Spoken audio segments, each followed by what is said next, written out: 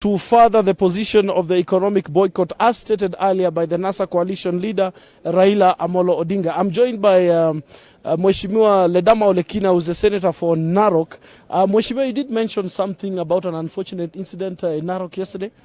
First of all, I want to state it categorically that I'm calling upon all the Maasai people from Marsabit, coming down to Samburu, all the way to Loitoktok, through Maasai land. If they care about the cow that has fed them to where they are right now, that should heighten their resistance. Yesterday, this Jubilee administration killed over 400 cows that belongs to a Maasai family in Laikipia. In fact, the wife of one of those cows, she's in hospital, going through chemotherapy. Right. Now, where do they purport that old man will go and get money to go and feed that, to go and support the wife in hospital? Right. So I'm calling upon the Maasai. If you believe that cow is the one that fed you, and you've raised that cow, and then all of a sudden you see it being shot with guns, please resist. Please boycott. We say we cannot allow this government to continue killing our livelihood.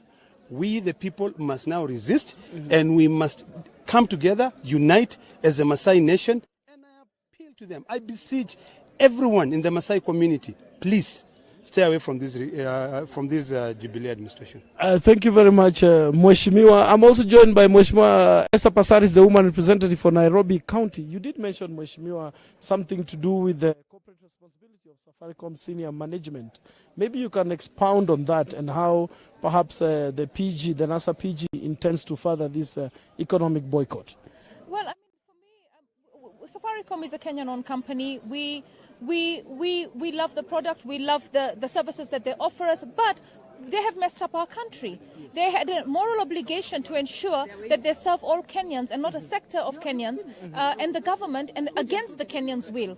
So having done that, we feel that, it's important for them to understand that we as Kenyans are not happy, all right?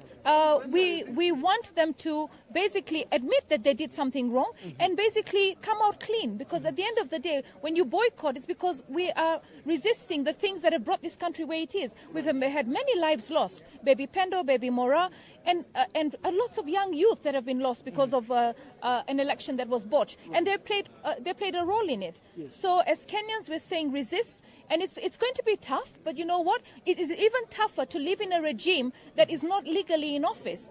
Because at the end of the day, Safaricom helped this regime to continue, and the will of the Kenyan people as voters has been lost.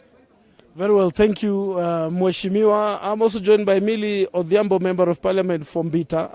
Mheshimiwa, what is the expected impact of this economic boycott? Well, the first expected impact is that the associates of Jubilee that have been supporting them in furthering electoral injustice in this country must feel the pinch that we have also felt. They may not feel the pinch of life because they've killed many people, but they will feel the way it matters to them, because apparently for them profits matter more than life. Right. Profits matter more than justice. And for me, one of the things that the immediate impact is that let them feel the economic pinch as we feel the pinch of electoral injustice. Perhaps at a local level, you've mentioned Bidco as one of the companies. Let me go to the Mamamboga. Perhaps cooking oil is a common commodity in every household. What alternatives perhaps could be there for a local woman at the village level? Well, for the local woman, we are going to break down for them the alternative oils that are there. And also, we are actually going to start a campaign around the country, telling the women the alternatives are there. But the other thing is, it probably is time for us to also start healthy living. A lot of the diseases which are considered lifestyle diseases is because we consume a lot of this fatty oil. So for me, I've actually started a no oil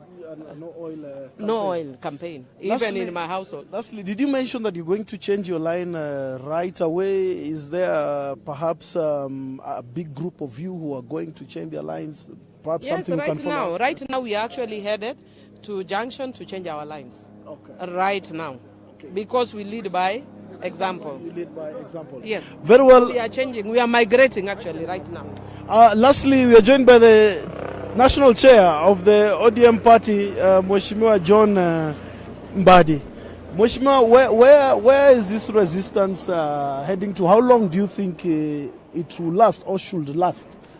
We expect that we will have the reforms the soonest possible. In fact, our timeline has been 90 days, but it may go beyond 90 days. But one thing that I want to tell our supporters is that when you want change, you don't expect it easy. And so our supporters must prepare for the long haul. It can take as long as there is need for assistance. And that is if those who are in power will not be listening to us, then it will take as long as it can take. Some people are asking what criteria was used to arrive at these companies, Bidco, Safaricom. Is it the personalities or is it their association with the so-called imposed regime on the people? First of all, I want to make it very clear that these are not the only companies that we have identified. But for the start, we decided to pick on these three, but mostly because of association with the despotic regime and their funding of the same. We have evidence, we have carried out investigations, and we have found out that these companies have been associating very closely, and in terms of even financing and funding the campaigns of this despotic regime.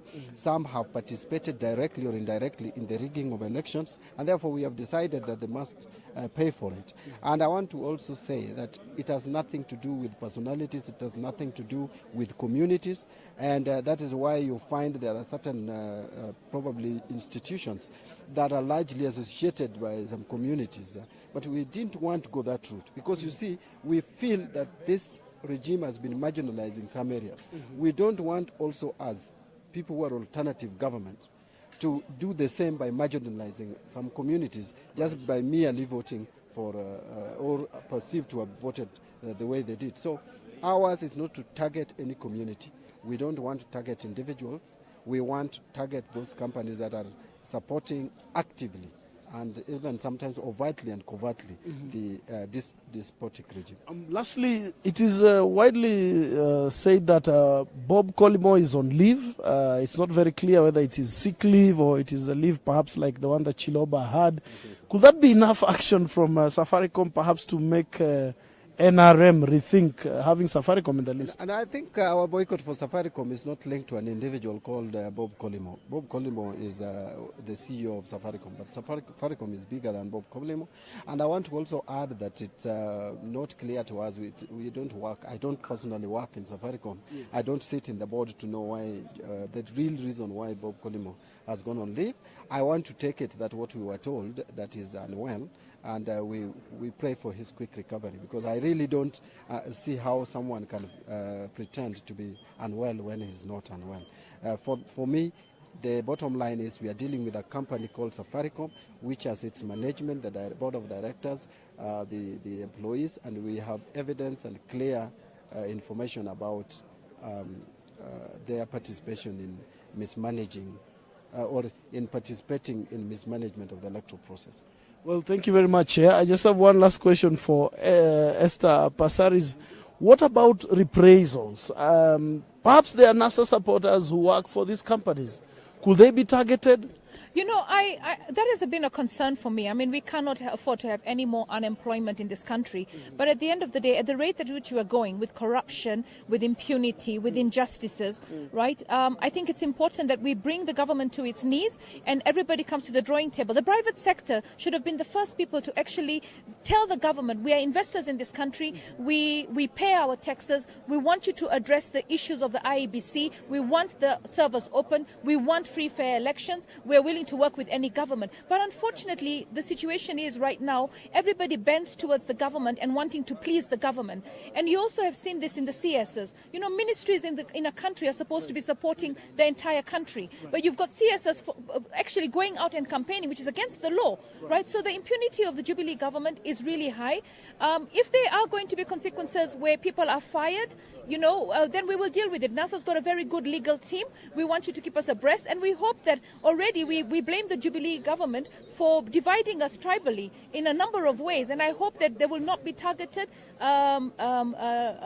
redundancies created for the people that support NASA's or who you think because of their names support NASA. We need to kill tribalism in Kenya, and right now the only way to do that is to have a free, fair and credible process. We believe that that is a key right of a Kenyan. We have two rights in our constitution, both of which Jubilee has broken. One is the right to vote, and we feel our votes didn't count. The second right is the right access to information. They should have actually opened the servers. Kenyans wanted the servers opened, not another 20 billion shillings sunk into an election that was a sham. Very well, thank you. The rain is starting to come down here. I've just spoken to the Nairobi Woman Representative in the National Assembly, Esther Passaris, National Chair ODM, John Mbadi, Mbita Member of Parliament, Millie Odhiambo, and Narok Senator Ledama Olekina. The members of Parliament are proceeding right now to go and change their lines from Safaricom to Airtel, and we are going to cover that live for you. Keep it here on NASA TV as we bring you a minute-by-minute account of what is happening this day.